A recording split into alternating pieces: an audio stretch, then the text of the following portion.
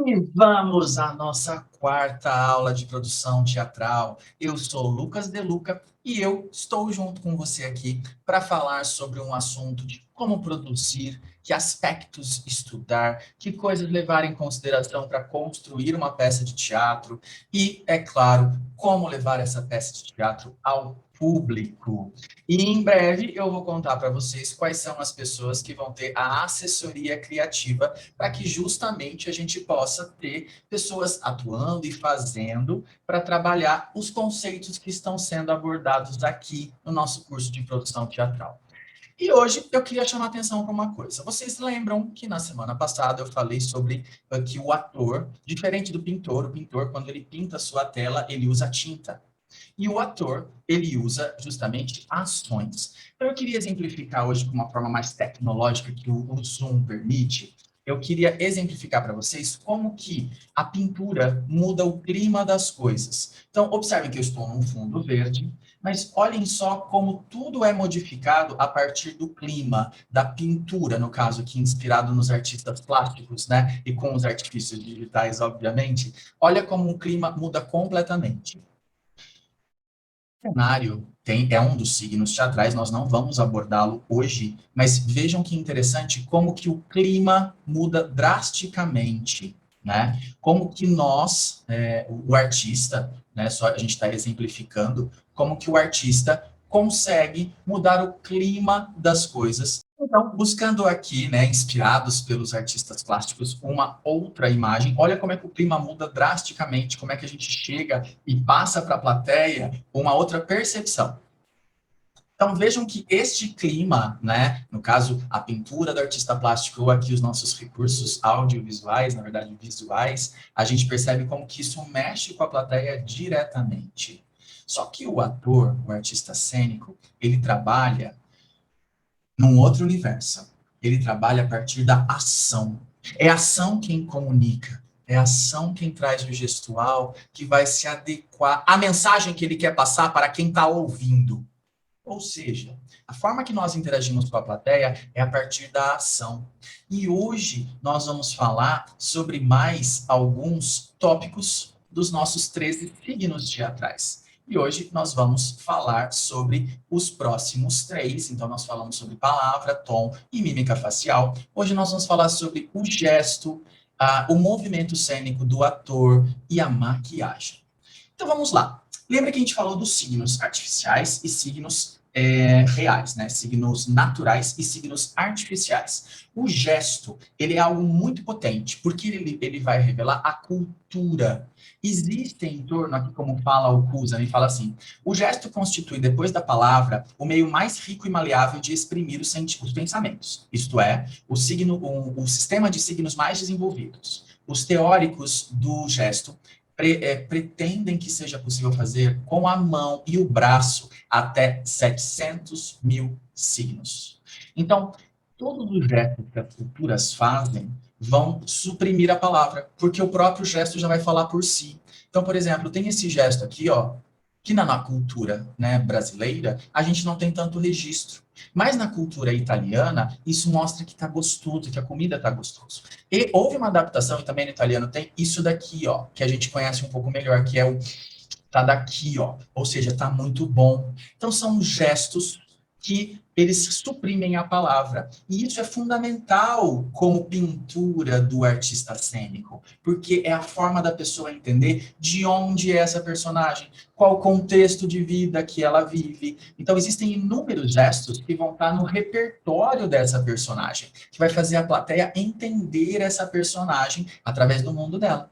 Por isso que o texto não é a coisa mais importante de uma peça. O mais importante de uma peça são as ações, o gesto, a forma que se fala, a mímica facial, todos esses vários signos que nós estamos abordando vão trazer para vocês mais profundidade no entendimento da arte e na concepção cênica. Mas além do gesto, também o Cusa fala sobre o movimento cênico do ator. E aí eu vou ler aqui uma parte. O terceiro sistema dos signos compreende os dos signos sinestésicos. A gente vai falar sobre isso numa tabela mais para frente. Compreende os deslocamentos do ator de suas posições no espaço cênico. É principalmente uma questão de, por exemplo, lugares sucessivos ocupados em relação a outros atores, aos acessórios, aos elementos do cenário, aos espectadores. Então, quando a gente está no espaço cênico, a gente vai construindo espaços imaginários. E a partir das nossas ações que nós vamos executando, por exemplo, no mesmo espaço, numa mesma cena, pode passar a impressão de que é uma cozinha, justamente por causa do gestual, do pantomímico que você executa naquele espaço. As pessoas vão começar a enxergar uma cozinha, mesmo a cozinha não estando lá. Isso, no caso, é um gestual, uma ação, na verdade, e o movimento cênico do ator é, por exemplo, sair dessa cozinha e ir para um outro cômodo. A partir do momento que ele define um local sempre para sair, a plateia vai começar a visualizar uma porta, uma transição de espaço. E essa cozinha pode dar, por exemplo, para os fundos da casa, onde tem uma árvore. A árvore vai estar lá? Não, mas as ações que ele vai executar vão passar a sensação de um ambiente aberto, de uma árvore até. Ou seja, é o ator desenhando a cabeça do seu público. E ele ainda segue. Diferentes maneiras de se deslocar. Então, ele fala sobre a questão do andar lento, do andar precipitado, vacilante, majestoso, deslocamento a pé, sobre um carro, uma carruagem, sobre uma padiola, né? Além do que, entradas e saídas são movimentos cênicos do ator para justamente gerar ritmo e mudanças de cenário e mudanças de cena. Através de movimentos coletivos, por exemplo, você compõe cenas ainda maiores para passar sensações. A dança faz muito isso. Os movimentos cênicos e coletivos são muito interessantes. Mas o teatro, ele fica com a ação executada para passar uma mensagem um pouco mais lógica, dependendo da linguagem que você escolheu para sua realidade, se é uma coisa mais realista, ou simbólica, ou expressionista, mas isso é assunto mais para frente. E o último signo de hoje é a maquiagem, ou seja, os recursos que a maquiagem traz para que a gente consiga simular essa realidade que a gente está elaborando na nossa peça.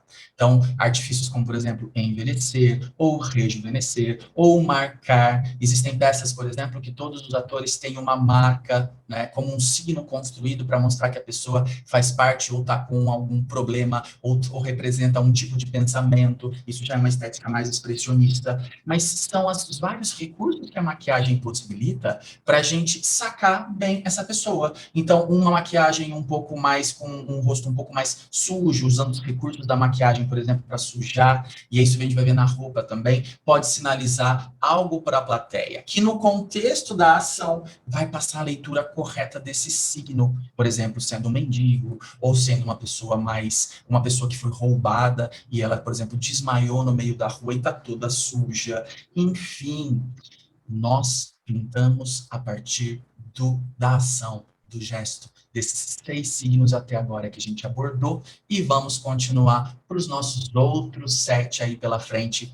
E eu repito aquela pergunta: o que você quer com o trabalho que você vai executar? Como você quer tocar a sua plateia, certo? Então, vamos focar nisso. Façam esse estudo de qual o seu objetivo com a obra teatral, que mais para frente, na semana que vem, nós vamos falar sobre o penteado, vamos falar sobre o vestuário e vamos falar sobre o acessório. E com isso, vamos quase finalizando os signos, para depois a gente falar sobre o seu objetivo com sua obra teatral. Qual realidade você quer construir e o que você quer gerar na plateia que vai te assistir.